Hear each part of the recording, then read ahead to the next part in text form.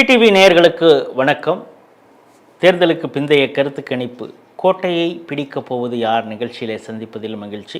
ஒவ்வொரு சட்டமன்ற தொகுதியாக நம்ம பார்த்துட்டு வரோம். அந்த வகையில் கன்னியாகுமரி மாவட்டத்தில் இருக்கக்கூடிய பத்மநாபபுரம் சட்டமன்ற தொகுதியை தான் பார்க்குறோம்.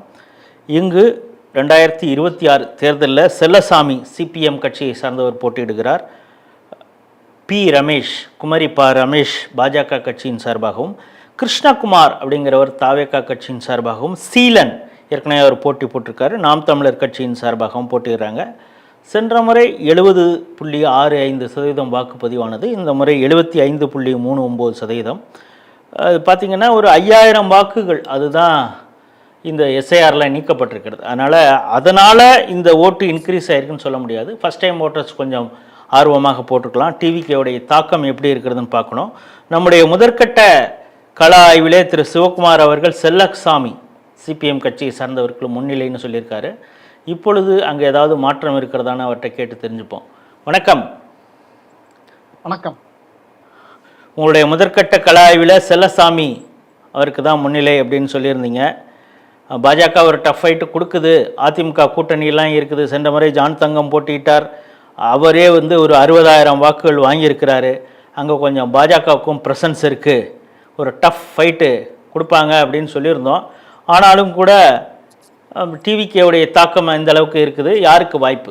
அதாவது தேர்தலுக்கு பிந்தைய கருத்து கணிப்புப்படி இப்போ மீண்டும் திரு செல்லசாமி அவர்கள் தான் முன்னிலை இருக்கிறாங்க. இருந்தாலும் அது அந்த மார்ஜின் ரொம்ப லோ மார்ஜினாகவே தான் இப்போ இருந்துட்டு இருக்குது. இந்த பத்மநாபபுரம் தொகுதியிலே கம்யூனிஸ்ட் கட்சிக்கு ஏற்கனவே ஒரு பேஸ் இருக்கிறது. அதே மாதிரி பாஜகவுக்கும் இங்கே ஒரு நல்ல ஒரு அடித்தளம் உண்டு. இப்பொழுது டிவிகேவுடைய அந்த வரவானது இங்கே கிட்டத்தட்ட ஒரு 20% வரைக்கும் வாக்கள் பிரிக்கிறது. நீங்கள் ஃபஸ்ட் டைம் ஓட்டர்ஸ் பார்த்தீங்கன்னா ஒரு 1.3% தான் ஃபஸ்ட் டைம் ஓட்டர்ஸ். இருந்தாலும் டிவிகே ஒரு 20-22% ஓட்டுகளை பிரிக்கிறாங்க. இவங்க கிறிஸ்தவ ஓட்டர்களையும் பிரிக்கிறாங்க, ஹிந்து ஓட்டுகளையும் பிரிக்கிறாங்க. அதனால இந்த ட்ரிப்பு கொஞ்சம் செல்லசாமி அவர்கள் கொஞ்சம் முன்னிலை வகிக்கின்றார். சென்ற முறை மனோ தங்கராஜ் போட்டிட்டு இந்த முறை அவருக்கு சீட்டு கொடுக்கல அப்படிங்கிறத பார்க்குறோம். அதோடைய தாக்கம் ஏதாவது இருக்கா? அதாவது திமுக மனோ தங்கராஜுக்கு ஆதரவானவர்கள் இந்த தடவை நமக்கு சீட்டு கொடுக்கல அப்படிங்கிறதுனால ஏதாவது பிரச்சாரத்தில் பெரிய அளவில் சுணக்கமாக இருந்தாங்களா? எப்படி இருந்தது? இல்லை, திமுகவை பொறுத்த வரைக்கும் அதாவது மனோ தங்கராஜுடைய ஆதரவாளர்கள் பெரிய அளவில் இங்கே பணி செய்யலைங்கிறது தான் பார்க்க முடியுது. ஆனாலும் திமுகவுடைய மனோ தங்கராஜுடைய ஆப்போசிட் டீம் காங்கிரஸ் இது கம்யூனிஸ்டுக்காக அவங்க ஒர்க் பண்ணாங்க. இங்கே பிஜேபியிலையும் அதே மாதிரி அதிமுகவுடைய பெரிய ஒரு ஆதரவு இல்லைனாலும் அதிமுகவுடைய மேல்மட்ட தலைவர்கள் கேண்டிடேட் குமரி பா ரமேஷ் அவர்களுடன் இணைந்து சிறப்பாக பணியாற்றினாங்க. அந்த 2 பேரும் நல்லா இது கொடுத்துருக்காங்க.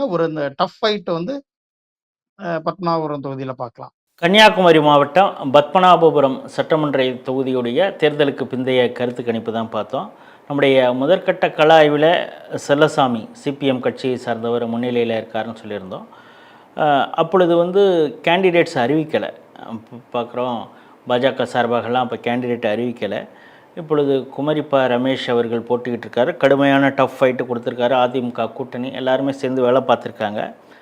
திமுகவில் ஒரு சின்ன அதிருப்தி இருந்தால் கூட மனோ தங்கராஜ் சீட்டு கொடுக்கல அப்படின்னு இருந்தால் கூட மற்ற எதிர்கோஷ்டி திமுகவில் அவருக்கு பிடிக்காதவங்களாம் இருக்கலாம், அவங்களாம் ரொம்ப வேகமாக வேலை பார்த்து சிபிஎம்க்கு ஆதரவாக தான் வேலை பார்த்துருக்காங்க அப்படின்னு தெரியுது. தாவேக்கா கிட்டத்தட்ட 20-22% வாக்குகளை பிரிக்கிறது. அவங்க கிறிஸ்தவர்கள் ஓட்டு இந்து ஓட்டு இரண்டையுமே பிரிக்கிறாங்க. அதனாலும் கூட சென்ற முறை ஒரு 26,885 அந்த கேப் இருந்தது, அந்த வித்தியாசம். அது 2 பக்கமும் வாக்குகள் பிரிகிறதுனால சரிசமமாக பிரிவதனால அந்த எட்ஜு கூட செல்லசாமிக்கு தான் இருக்குது. அப்படிங்கிறதுனால ஸ்ரீடியுடைய தேர்தலுக்கு பிந்தைய கருத்து கணிப்பு பத்மநாபபுரத்தில் செல்லசாமிக்கே வாய்ப்பு அப்படிங்கிறது தெரியுது. ஆனாலும் மே 4ஆம் தேதி வரைக்கும் நம்ம பொறுத்திருப்போம். ஏன்னா ஒரு லோ மார்ஜின் தான் இருக்குது, ஒரு டஃப் ஃபைட்டும் பாஜக கொடுத்துருக்கு அப்படிங்கிறதையும் பார்க்குறோம். வேறொரு சட்டமன்ற தொகுதியில் சந்திப்போம். நன்றி, வணக்கம்.